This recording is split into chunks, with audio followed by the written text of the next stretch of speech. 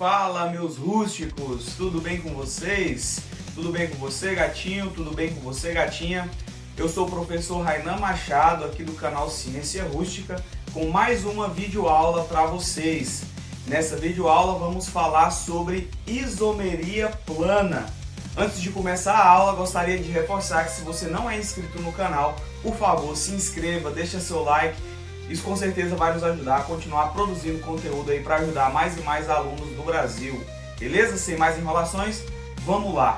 Vamos começar então definindo o que é isomeria.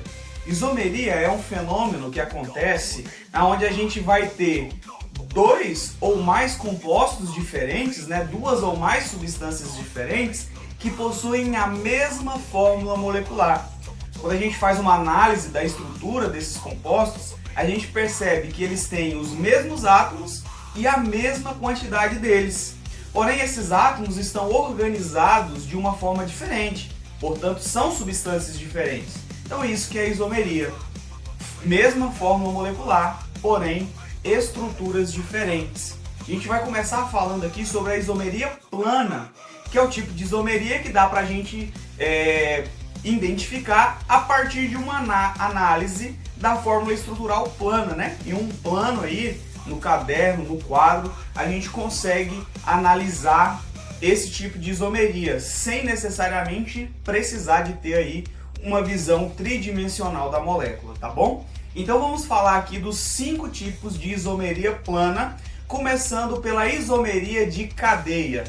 Alguns nomes aqui dentro da isomeria são bem sugestivos. Então a isomeria de cadeia, ela tem esse nome porque os isômeros, os compostos ali que têm a mesma fórmula molecular, eles vão se diferir pelo tipo de cadeia.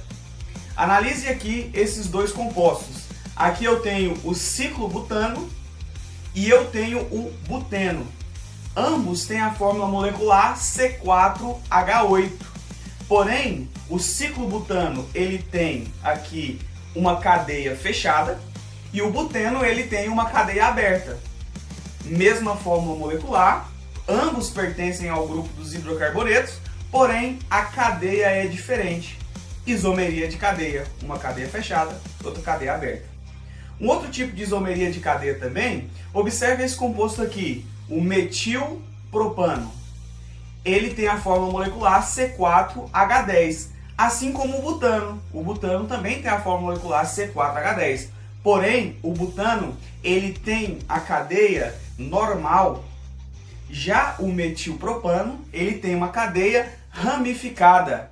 Então, dois tipos diferentes de cadeia: cadeia normal, cadeia ramificada, isomeria de cadeia.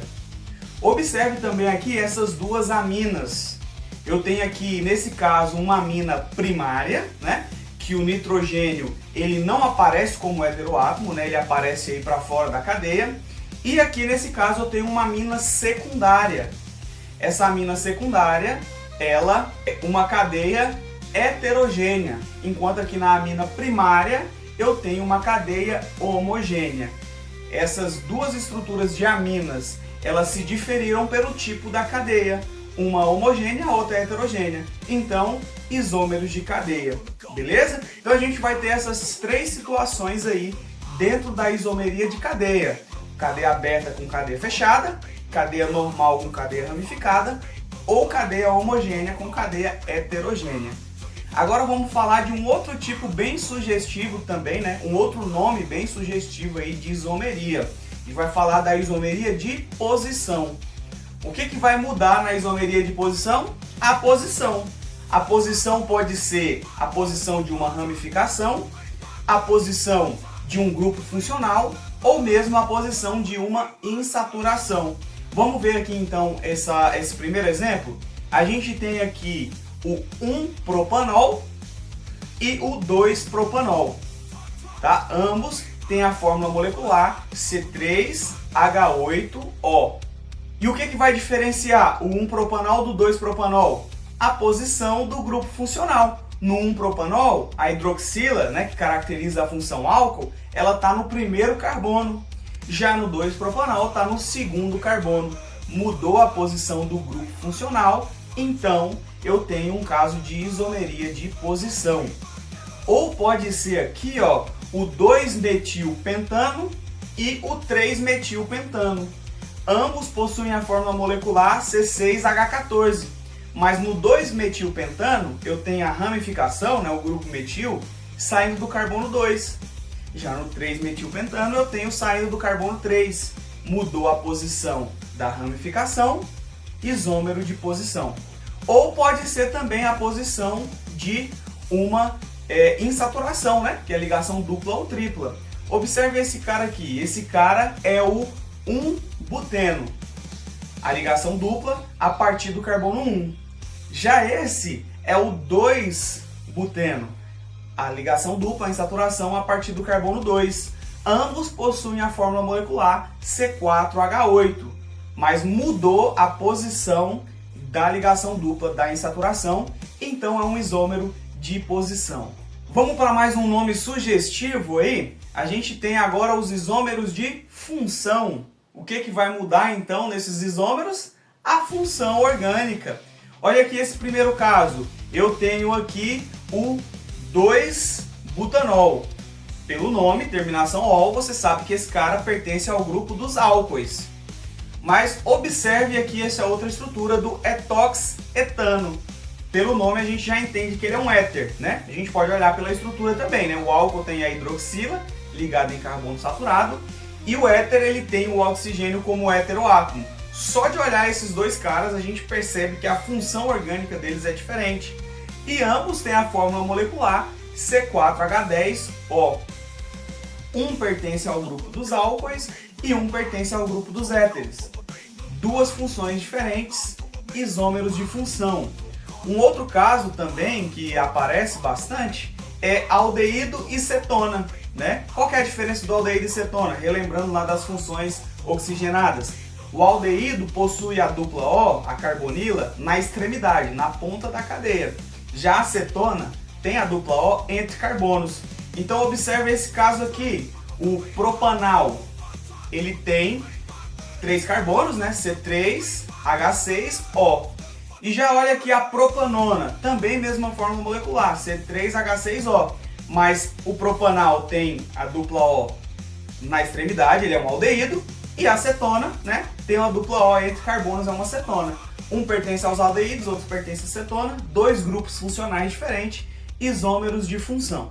Beleza? Então, dois exemplos aí de isomeria de função, mas a gente já sabe aqui, se a gente está estudando isomeria, a gente já sabe identificar as funções orgânicas, né? E então, você percebeu que os caras pertencem a funções diferentes, isomeria de função. Agora vamos falar aqui de duas situações, né, de dois tipos de isomeria, que o nome não é tão sugestivo assim, mas é fácil da gente identificar também. Primeiro vamos falar da metameria ou isomeria de compensação, tá? Pode aparecer com esses dois nomes, compensação ou metameria. É um caso à parte da isomeria de posição, porque o que muda na metameria, na isomeria de compensação, é a posição do heteroátomo dentro da cadeia carbônica.